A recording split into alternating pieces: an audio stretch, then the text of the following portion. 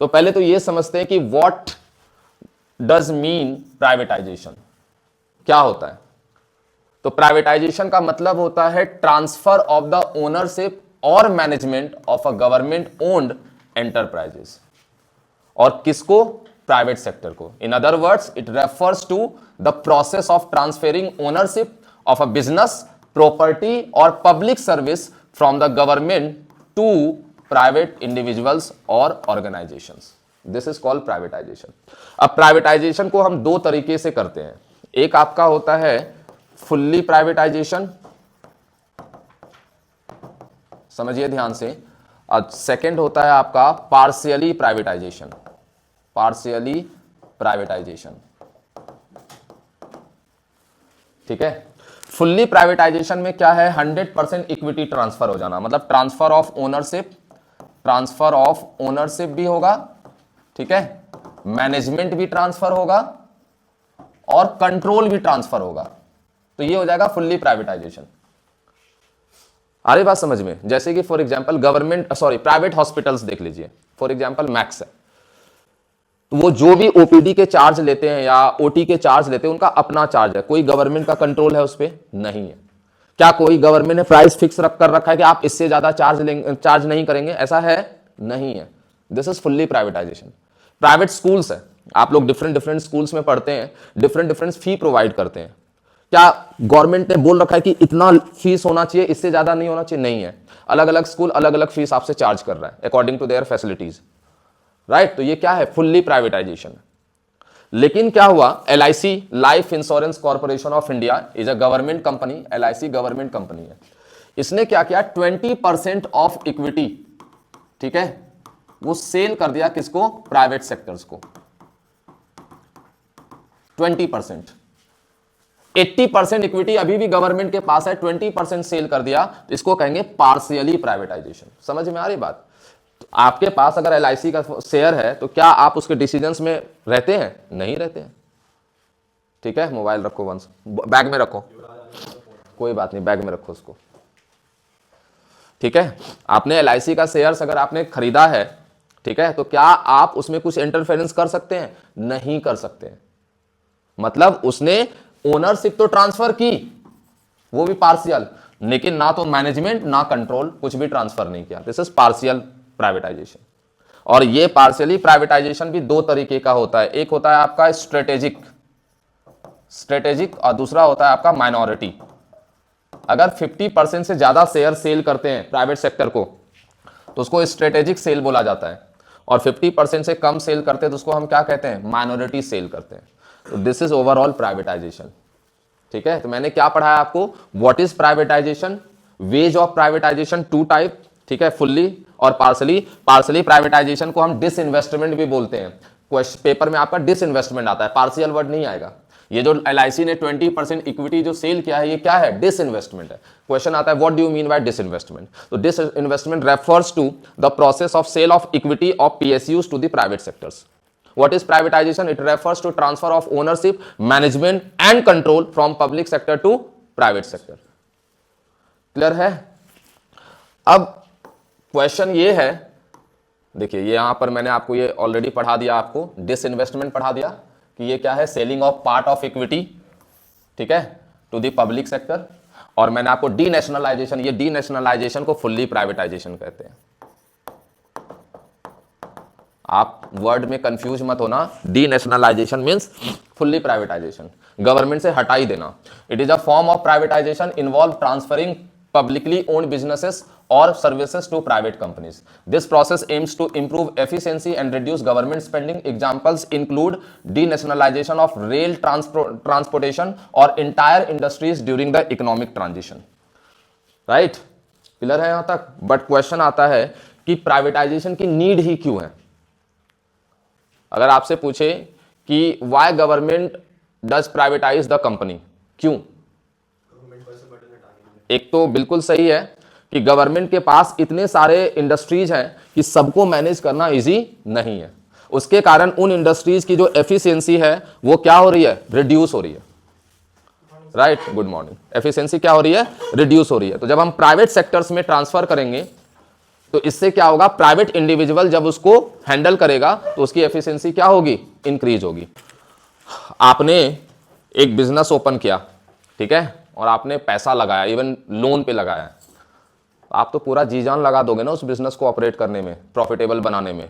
तो इसीलिए जब कोई भी फर्म प्राइवेट इंडिविजुअल्स को ट्रांसफर करते हैं वो फुल्ली एफिशिएंटली वर्क करता है उसमें।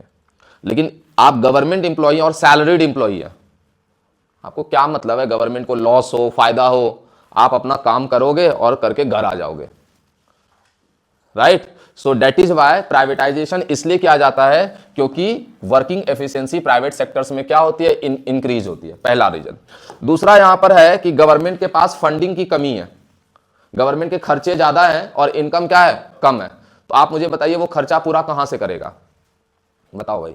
बजट पढ़ा है ना, गवर्नमेंट बजट पढ़ा है ना, तो बजट डेफिसिट पढ़ा है हमने, गवर्नमेंट का बजट डेफिसिट में जाता है। क्यों, क्योंकि total expenditure exceeds total receipts.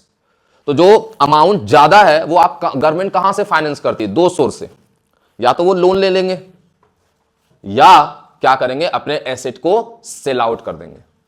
अच्छा, लोन लेने में भी लफड़ा है, अगर लोन लोगे तो गवर्नमेंट को इंटरेस्ट देना पड़ेगा, समझिए आप। लेकिन अगर वो अपने एसेट को सेल आउट करता है तो क्या इंटरेस्ट देना पड़ेगा, नहीं ना, तो लायबिलिटी भी उनकी क्रिएट नहीं होगी। तो इसीलिए फाइनेंशियल डिसिप्लिन को इंप्रूव करने के लिए गवर्नमेंट क्या करती है, प्राइवेटाइज करती है। और मैं आपको बता दूं एवरी ईयर गवर्नमेंट टारगेट करती है कि मुझे इतना % प्राइवेटाइज करना है हर साल, every year, right. Private sectors advance technology को यूज करता है। अभी मान लीजिए कोई बीमार पड़ गया, अब वो चला गया गवर्नमेंट हॉस्पिटल्स में, ठीक है, तो पूरे दिल्ली एनसीआर में नहीं तो कम से कम 20 से 25 गवर्नमेंट हॉस्पिटल्स होंगे अच्छे लेवल का, लेकिन सबके पास एडवांस टेक्नोलॉजी नहीं है, एडवांस मशीनें नहीं है। लेकिन प्राइवेट हॉस्पिटल्स में एडवांस मशीनें हैं। क्यों, क्योंकि उसको अपना बिजनेस और एक्सपेंड करना है और ब्रांचेस ओपन करने हैं। तो इसीलिए गवर्नमेंट प्राइवेटाइज करती है ताकि मॉडर्नाइजेशन फैसिलिटेट हो, मतलब एडवांस टेक्नोलॉजी को यूज करे, अच्छी सर्विस दे। आप जब गवर्नमेंट ऑफिस में जाते हो, बीएसएनएल का नाम सुना है आप लोगों ने, क्या है full form, Bharat Sanchar Nigam limited. It is a public sectors enterprises telecommunication में, राइट। लेकिन आप किसी अपने पूरे सोसाइटी में या सर्वे करो कि किसके पास बीएसएनएल का नेटवर्क है, मुझे लगता है कि 1000 में से एक के पास होगा। सबके पास 3 ही नेटवर्क है, या तो एयरटेल, या तो जियो, या वीआई, वोडाफोन आइडिया। क्यों, क्योंकि इसकी सर्विस इतनी अच्छी नहीं है। मोबाइल में उसमें जो टेलीकॉम होता है ना, जो वायर वाला होता है, उसमें लगभग गवर्नमेंट के हैं ऑपरेटर, बीएसएनएल ही है, ठीक है, एमटीएनएल है, राइट। लेकिन मोबाइल भी वो सिम भी प्रोवाइड करता है, लेकिन लोग लेते ही नहीं है उससे। जो आप एयरटेल का प्लान यूज कर रहे हैं उससे शायद आपको लगता है 60% प्राइस पड़ेगा बीएसएनएल का, बट फिर भी लोग यूज नहीं कर रहे हैं क्योंकि सर्विस अच्छी नहीं है, राइट। तो प्राइवेट सेक्टर्स में इसलिए करते हैं कि मॉडर्नाइजेशन फैसिलिटेट हो, अच्छी सर्विस मिले। It wall also invoice that private capital and management capabilities could be effectively utilized to improve the performance of the PSUs। ये तो मैंने पहले ही बता दिया कि वो efficiently यूज करते हैं। And the government envisages that the privatization could provide strong impetus to the inflow of FDI। आज इंडिया में रियल एस्टेट में फॉरेन इन्वेस्टमेंट बहुत ज्यादा है, ठीक है। तो रियल एस्टेट किसका है, गवर्नमेंट का है या प्राइवेट सेक्टर का है, प्राइवेट सेक्टर का है। तो जितना ज्यादा प्राइवेटाइजेशन होगा उतना ज्यादा फॉरेन इन्वेस्टर जो है अट्रैक्ट होगा हमारे कंपनी, वो इन्वेस्ट करेगा, राइट।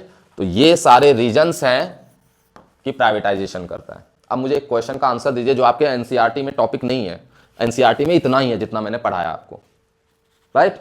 अब क्वेश्चन ये आया कि क्या फुल्ली प्राइवेटाइजेशन इंडिया में करना चाहिए, आप बताइए। अगर आपसे पूछे कि फुल्ली प्राइवेटाइजेशन करें तो क्या ये सही होगा, तो क्या आंसर है, बताओ मिस्टर तन्मय। ये देखो प्राइवेटाइजेशन के ये फायदे भी हैं जो आपके सामने दिख रहा है, पर्पस ऑफ और नीड ऑफ प्राइवेटाइजेशन। तो क्या हम फुल्ली प्राइवेटाइजेशन कर दें, नहीं, क्यों, महंगी हो जाएगी, नहीं, एम्प्लॉयमेंट कम तो नहीं होगा, क्योंकि जितना प्राइवेटाइजेशन हम करेंगे, ठीक है, उतना ज्यादा और इन्वेस्टमेंट बढ़ेगा, तो एम्प्लॉयमेंट तो बढ़ेगा। लेकिन फुल्ली प्राइवेटाइजेशन गलत चीजें नहीं है, सही है। बट इंडिया जैसे कंट्री में फुल्ली प्राइवेटाइजेशन हम नहीं कर सकते जहां ऑलरेडी पॉवर्टी क्या है, ज्यादा है। क्योंकि प्राइवेटाइजेशन करने से आपके सारे गुड्स एंड सर्विसेज के जो कंट्रोल होगा वो कौन करेगा, प्राइवेट सेक्टर्स। और प्राइवेट सेक्टर्स का एक ही मोटिव होता है प्रॉफिट को मैक्सिमाइज करना, तो उसके क्वालिटी भले ही हाई होंगे तो प्राइसेस भी क्या होंगे, हाई होंगे, जो पुअर पीपल जो इसको अफोर्ड नहीं कर पाएगा, राइट। इसीलिए इंडिया में हम फुल्ली प्राइवेटाइजेशन नहीं कर सकते। दूसरा, फुल्ली प्राइवेटाइजेशन करने से इंप्लॉयमेंट बढ़ेगा तो सही, लेकिन उस पर कंट्रोल खत्म हो जाएगा। क्यों? क्योंकि जो भी वो लेबर्स जिस प्राइस पे बुलाना चाहते वो बुला लेंगे, गवर्नमेंट का कोई कंट्रोल नहीं है उस पर।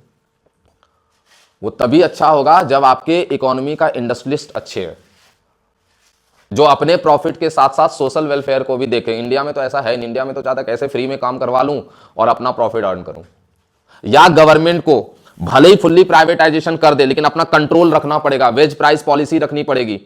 समझ में आ रही बात? तो इसीलिए जहां अनएम्प्लॉयमेंट ज्यादा है, पॉपुलेशन ज्यादा है, पॉवर्टी ज्यादा है, वहां पर फुल्ली प्राइवेटाइजेशन हम नहीं कर सकते। यही लिखना भी है पेपर में आपको, और ये भी क्वेश्चन आया हुआ है। डन है यहां तक? तो ये ओवरऑल आपका प्राइवेटाइजेशन का बहुत लिमिटेड टॉपिक है।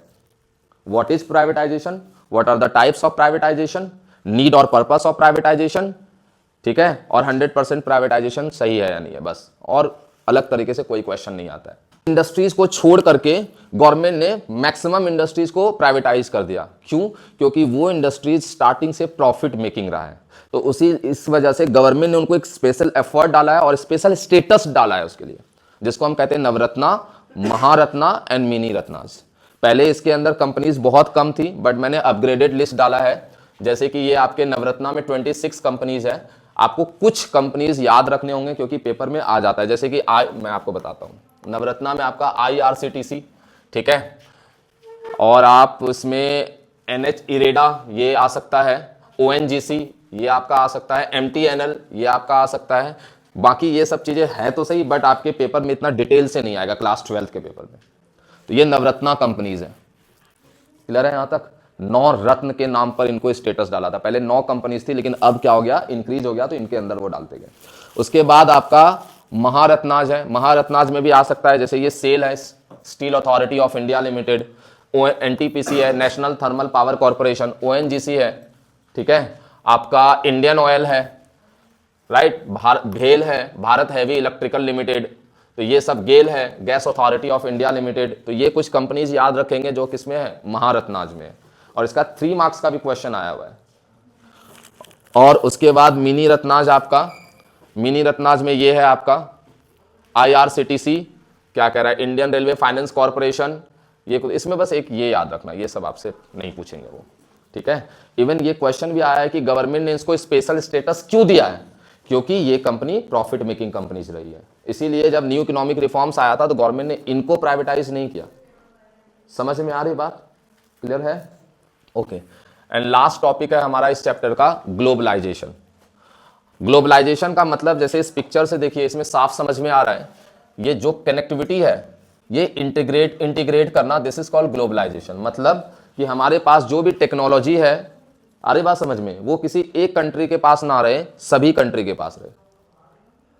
तो पहले क्या था, ऐसा नहीं कि 1991 के पहले फॉरेन ट्रेड नहीं होता था, बट 1991 के पहले आपको मैंने बताया था कि बहुत सारे पॉलिसीज थे, बहुत सारे रेस्ट्रिक्शंस थे। उस रेस्ट्रिक्शंस में ट्रेड होता था, जिसके वजह से फॉरेन ट्रेड में हमें ज्यादा कोई फायदा हुआ नहीं, उल्टा नुकसान हो रहा था, BOP हमारा डेफिसिट में जा रहा था। और हम फॉरेन टेक्नोलॉजी को यूज भी नहीं कर पा रहे थे क्योंकि वो बहुत महंगे पड़ते थे। आज आप देखो, आपके हैंड में अपडेटेड चीजें होती है ना। जो टेक्नोलॉजी फॉरेन में लॉन्च होता है, वो यहाँ आईफोन फॉर एग्जांपल लॉन्च होता है, ऐसा नहीं ना कि इंडिया में 1 साल बाद लॉन्च हुआ, US में 1 साल पहले लॉन्च हो गया, ऐसा है नहीं है। तो इसका मतलब आप इमीडिएट एडवांस टेक्नोलॉजी को यूज कर रहे हैं। कोई लैपटॉप अगर एडवांस आता है तो वो इंडिया में भी आ जाता है। आप समझिए इस बात को। ये किसका फायदा है, ग्लोबलाइजेशन का। तो पहले भी ये चीजें थी, बट पहले फायदा इंडियंस को नहीं मिलता था। क्यों नहीं मिलता था? पहले गवर्नमेंट ने रेस्ट्रिक्शंस लगा रखे थे, जैसे कि टैरिफ एंड कोटा, जिसके वजह से इंपोर्टेड गुड्स महंगा मिलता था और हम उसको अफोर्ड नहीं कर पाते थे। और गवर्नमेंट ने इसलिए किया ताकि हम डोमेस्टिकली उन सब चीजों को प्रोड्यूस कर पाए, इंपोर्ट सब्स्टिट्यूशन के लिए। बट नाउ ग्लोबलाइजेशन को इंट्रोड्यूस करने के लिए गवर्नमेंट ने जो भी रेस्ट्रिक्शंस लगाए थे, खत्म, So it is generally understood to mean integration of the economy of the country with the world economy. ठीक है, in simple words it refers to the integration of the national economy with world economy by removing restrictions on foreign trade और investment. ठीक है, like tariff and Kota, इस restrictions को remove करना.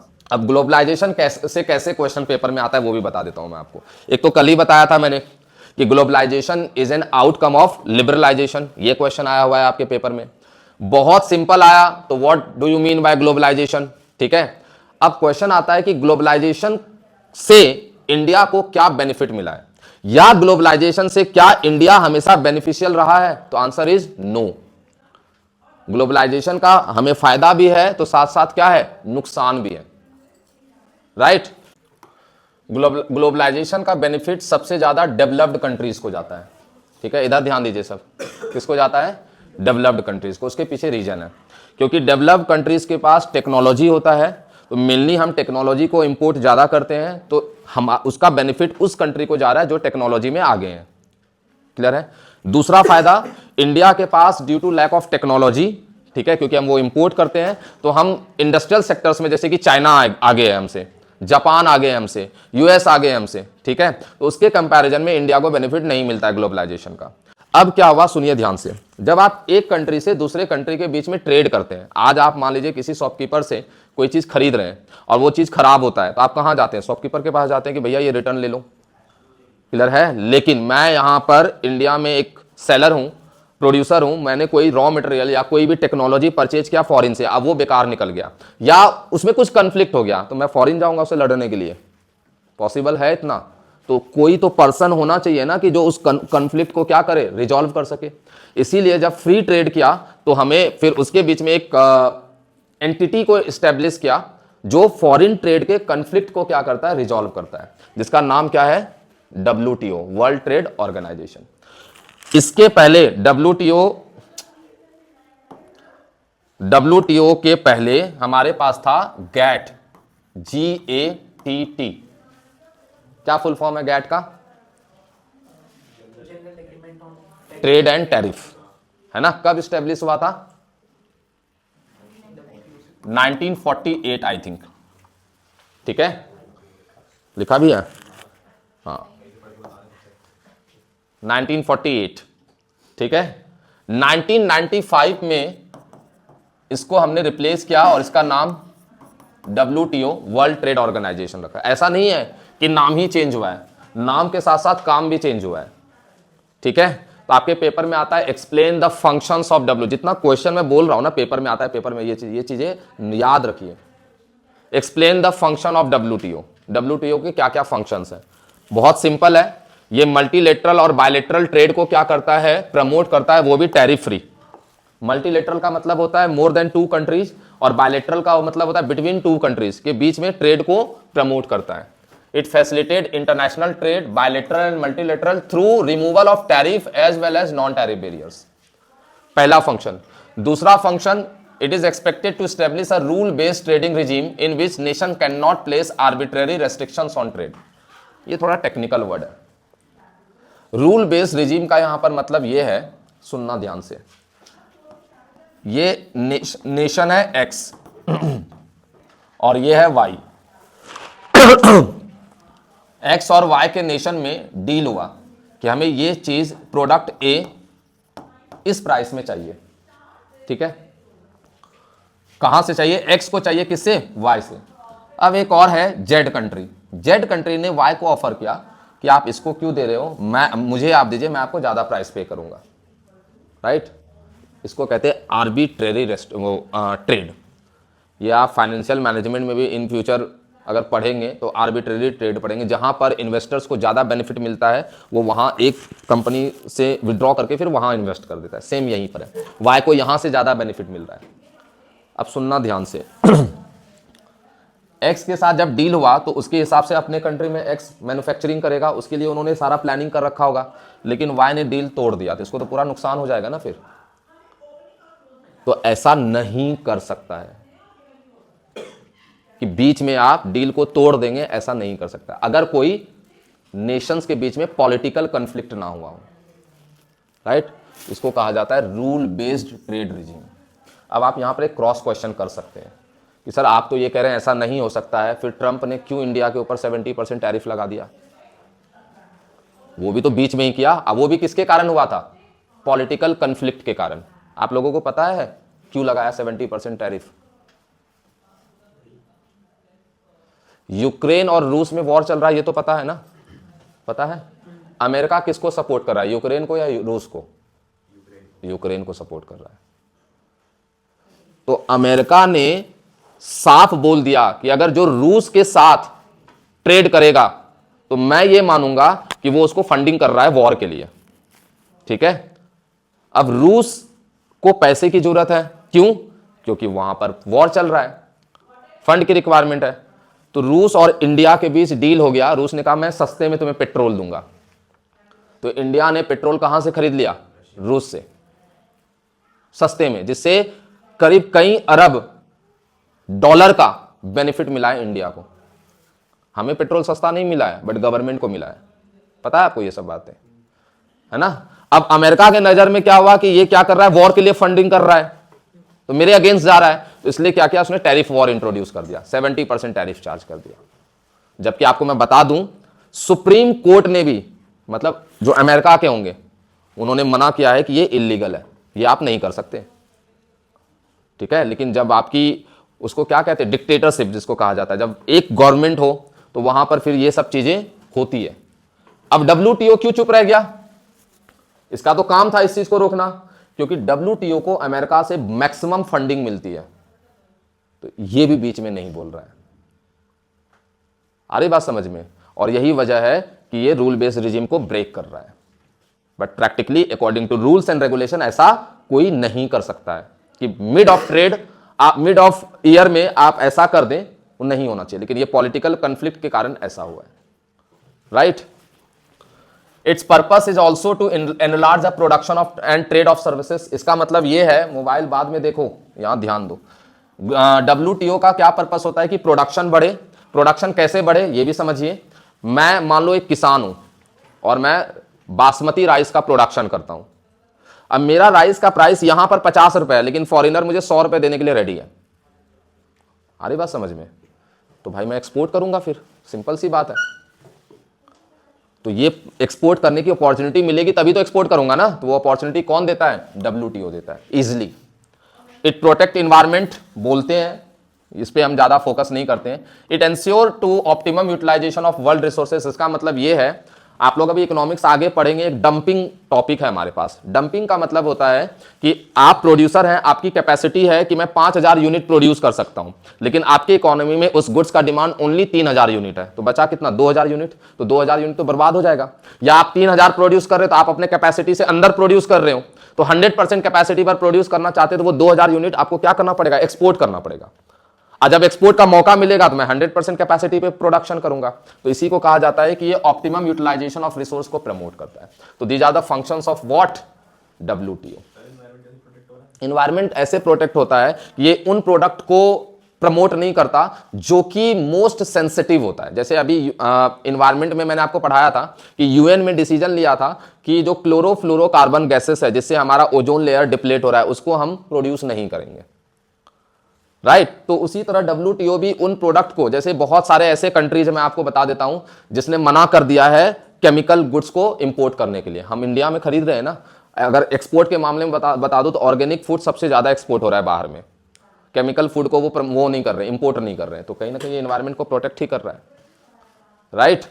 हाँ, जितना दिखता है प्रैक्टिकली इतना होता नहीं है, दैट इज डिफरेंट थिंग। अब क्वेश्चन आता है कि इंडिया अगर WTO का मेंबर है तो उसको बेनिफिट हो रहा है या लॉस हो रहा है, ठीक है। तो मैं यहां पर दोबारा रिपीट करूंगा कि बेनिफिट भी है, लेकिन साथ साथ नुकसान, मतलब नुकसान तो नहीं कह सकते बट इतना डोमिनेट नहीं कर पाता है। Some scholars question the usefulness of the India being a member of the WTO as a major volume of international trade occurs among the developed nation. जो अभी मैंने ग्लोबलाइजेशन के बारे में बताया आपको कि मैक्सिमम बेनिफिट किसको जाता है? डेवलप नेशन को। तो फायदा भी अभी किसको होता है? WTO का, उसको ज्यादा होता है। They also say that while developed countries file complaints over agriculture subsidies given in their countries, developing countries feel cheated as they are forced to open their market for developed countries but are not allowed access to the markets of the developed countries. मतलब जो developing countries है उसको force किया जाता है कि आप export मत करो, मेरे कंट्री में आके प्रोडक्शन करो। समझ में आ रही बात? तो फिर वही हो गया ना, वो अपनी कंट्री को प्रमोट कर रहा है ना, फिर वो तो मेड इन फिर वही हो जाएगा, वो पर्टिकुलर कंट्री हो जाएगा, मेड इन इंडिया थोड़ी रहेगा फिर।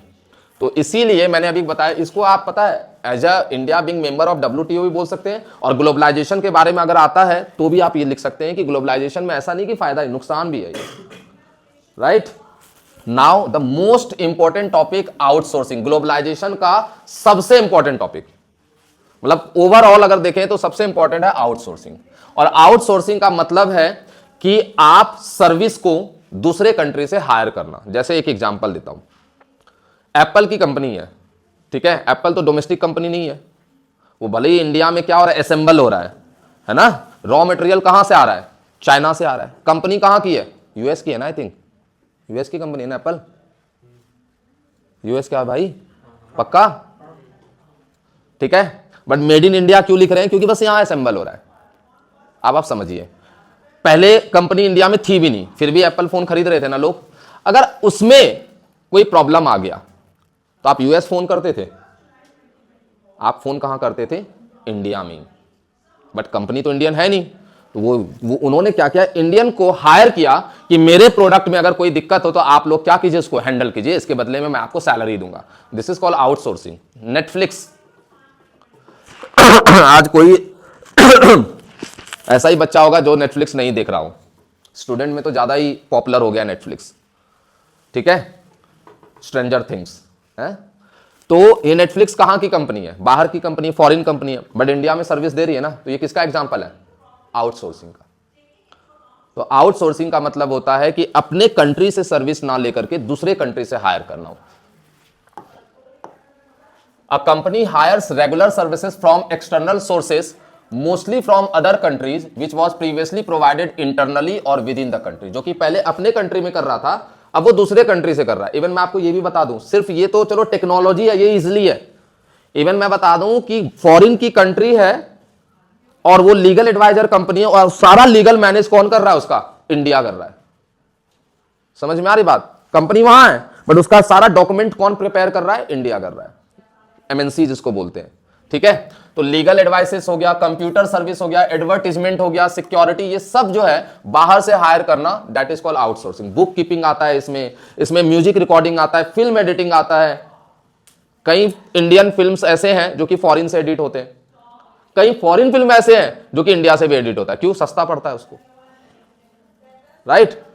तो ये इसको कहते हैं आउटसोर्सिंग। अच्छा, पेपर में क्या क्वेश्चन आता है, पेपर में ये क्वेश्चन आता है, India is a favourable destination of outsourcing, why, या जस्टिफाई द स्टेटमेंट, या डिफेंड और रिफ्यूट, ये क्वेश्चन आता है आपका। तो yes, this statement is defended. उसका कारण है कि इंडिया में एक तो सस्ते पे हमें वो मिल जाता है, लेबर मिल जाता है, स्किल्ड लेबर सस्ते में मिल जाता है। तो they can be availed at a cheaper cost with reasonable degree of skilled and accuracy. उसको जो लेबर मिलता है वो चीपर कॉस्ट पे मिल जाता है। The low wage rates and availability of skilled manpower in India have made it destination for global outsourcing in the post-reform period. IT sectors का growth हुआ है, फेवरेबल गवर्नमेंट पॉलिसीज, गवर्नमेंट भी कहती है कि आप यहां से लीजिए, ठीक है, सर्विसेज, टैक्स बेनिफिट्स देते हैं उसको, इंसेंटिव्स देते हैं। अच्छा, गवर्नमेंट क्यों सपोर्ट करती है? क्योंकि इंडिया में क्या हो, एम्प्लॉयमेंट इंक्रीज हो। आज कितने सारे इंडियंस मल्टीनेशनल कंपनीज में जॉब कर रहे हैं, माइक्रोसॉफ्ट हो गया आपका और भी कंपनी है, राइट। तो ये हमारा आउटसोर्सिंग है। कई सारे इंडियन कंपनीज हैं जो बाहर में भी स्टेब्लिश है, ग्लोबल फुटप्रिंट, जैसे कि आपका टाटा हो गया, ठीक है, कई कंट्रीज में ONGC, HCL, Wipro, doctor Reddy's, ये सारे आपके इंडियन कंपनीज है जो कि ग्लोबली ये भी सर्विस प्रोवाइड कर रहे हैं, राइट। तो ये ओवरऑल आपका क्या है, न्यू इकोनॉमिक पॉलिसी है। आई बात समझ में? अब न्यू इकोनॉमिक पॉलिसीज का पॉजिटिव इंपैक्ट तो हमने ओवरऑल पढ़ ही लिया, इसका नेगेटिव इंपैक्ट में क्वेश्चन क्या आता है ये भी बताता हूं। 2 साल पहले ये क्वेश्चन आया था, 2023 में, आई थिंक 23 में क्वेश्चन आया था कि एग्रीकल्चर सेक्टर्स पे, इकोनॉमिक रिफॉर्म्स में एग्रीकल्चर सेक्टर्स पर क्या इंपैक्ट पड़ा था। अच्छा, मुझे एक बात बताइए, अभी जितना भी मैंने आपको पढ़ाया, कहीं पर एग्रीकल्चर सेक्टर्स का डिस्कशन हुआ है? कहीं नहीं हुआ है। उल्टा मैं आपको बता दूं 1991 के पहले सब्सिडी देती थी गवर्नमेंट, किसको? एग्रीकल्चर सेक्टर्स को, वो भी हटा दिया। तो एग्रीकल्चर सेक्टर्स पे नेगेटिव इंपैक्ट पड़ा है, जिसको हम कहते हैं नेग्लेक्ट ऑफ एग्रीकल्चर। यहां देखिए, रिफॉर्म्स इन एग्रीकल्चर, ये इंपॉर्टेंट है, ठीक है। Reforms have not been able to benefit agriculture where the growth rate has been decelerated, मतलब डिक्रीज हो रहा था, ये डिक्रीजिंग, राइट। क्यों? Reduction in public investment, government जो इन्वेस्ट कर रही थी वो भी रिड्यूस कर दिया। In 1991 public investment in agriculture sectors specially in infrastructure which includes irrigation, power, roads, market linkage and research, ये सारा का सारा डिक्रीज कर दिया उन्होंने। क्यों? क्योंकि इसका फंडिंग कहां जा रहा था? इंडस्ट्रियल और सर्विस सेक्टर को ग्रोथ करने में। दूसरा, removal of subsidy, government subsidy दे रही थी उसको रिमूव कर दिया। तीसरा, reduction in import duties on agricultural product, मतलब बाहर से जो एग्रीकल्चरल प्रोडक्ट आ रहा था उस पे गवर्नमेंट ने इंपोर्ट ड्यूटी रिड्यूस कर दिया, जिसकी वजह से वो एग्रीकल्चरल प्रोडक्ट हमारे एग्रीकल्चरल प्रोडक्ट को कॉम्पीट कर रहा था, राइट, कॉम्पीट कर रहा था, जिसकी वजह से इंडियन एग्रीकल्चर आगे नहीं बढ़ पा रहे थे। तो ओवरऑल ये इंपैक्ट है आपका एग्रीकल्चर सेक्टर्स का। क्लियर है? और अगर थोड़ा सा टफ क्वेश्चन आए तो क्या आ सकता है? इनइफेक्टिव डिसइन्वेस्टमेंट पॉलिसीज, जो डिसइन्वेस्टमेंट, इधर ध्यान दो, डिसइन्वेस्टमेंट पॉलिसीज थी वो इनइफेक्टिव थी। इनइफेक्टिव का मतलब यहां पर ये होता है कि government every year disinvestment target करती थी कि इतना करके मैं इकोनॉमी को क्या करूंगा? इंप्रूव करूंगा, लेकिन वो टारगेट फुलफिल नहीं होता था। आ रही बात समझ में? बस, और कुछ ज्यादा है नहीं इसमें। आपको देखो क्रिटिसिज्म में क्या क्या करना है। एक, डिसइन्वेस्टमेंट, ये करना है, सुन लो ध्यान से, हंसो मत, वो अपना काम कर रहा है, तुम लोग अपना काम करो। Critics point out that the asset of public sector investment have been under valued and sold to the private sector, मतलब जो भी पब्लिक सेक्टर्स एंटरप्राइजेस थे उसको कम प्राइस में प्राइवेट सेक्टर को क्या कर दिया? सेल आउट कर दिया, ठीक है। This means that there has been substantial loss to the government and the outright sale of public assets. Moreover, the proceeds from the disinvestment are used to offset the shortage of government revenues rather than using it for the development of the PSEs. अब तुमने asset बेचा, एक मैं general वे में तुम्हें समझाता हूं, तुम अपना घर का एसेट बेच करके घर के खर्चे में अगर उसका यूज करोगे तो एक ना एक दिन तो तुम इंसॉल्वेंट हो ही जाओगे, खत्म हो जाओगे फिर। हाँ, अगर घर का एसेट बेच करके तुम कोई न्यू एसेट क्रिएट करते तो चलो तुम्हारा फायदा है। तो गवर्नमेंट ने एसेट बेच करके नॉर्मल रेगुलर एक्सपेंस में लगा रहा है तो वो तो डेट बर्डन में ही चला जाएगा फिर, ठीक है। तो इसीलिए इसको कहते थे इनइफेक्टिव डिसइन्वेस्टमेंट पॉलिसी। दो क्वेश्चन क्रिटिसिज्म में आता है, मैं आपको बता देता हूं। पहला, एग्रीकल्चर सेक्टर्स पे नेगेटिव इंपैक्ट, दूसरा इनइफेक्टिव। तीसरा, मैं आपको यह भी बता दूं कि नेगेटिव अप्रेजल भी आ जाता है। तो नेगेटिव अप्रेजल आएगा तो फिर आपको सारे ही लिखने हैं, ठीक है। Quota restrictions, disinvestment, reforms and fiscal policies, ठीक है, ये सारा कुछ। एक और ग्लोबलाइजेशन का क्या कह रहा है, वो है नेगेटिव इंपैक्ट है कंज्यूमर, बस 5 मिनट लूंगा मैं। कंज्यूमर सोवर्निटी, मतलब समझते हैं ग्लोबलाइजेशन का नेगेटिव इंपैक्ट है कंज्यूमर सोवर्निटी का मतलब यहां पर यह है कि कंज्यूमर्स के खर्चे बढ़ते जा रहे हैं ग्लोबलाइजेशन में। चलो एक नॉर्मल सा एग्जांपल देता हूं। आपके पास फोन है, ठीक है, दूसरा लॉन्च हो गया, आपको अपना फोन इतना बेकार लगने लगेगा, दूसरा लेने के लिए तुरंत आगे निकल जाएंगे। अभी आईफोन 17 आया था, आपने देखा ही था, रात को ही लंबी लंबी लाइनें लगी हुई थी, जबकि उन लोगों के पास आईफोन 16 भी थी। वो अलग, मैं तो वो छोड़ो, एक बात कर रहा हूं, इंक्लूडिंग मी ऑल्सो, ठीक है। तो जब ग्लोबलाइज्ड होता है ना तो हम लोग अट्रैक्ट होते हैं न्यू प्रोडक्ट के पास, तो हम फालतू नीड भी नहीं है, हम खर्चे बढ़ाते जाते हैं, ठीक है।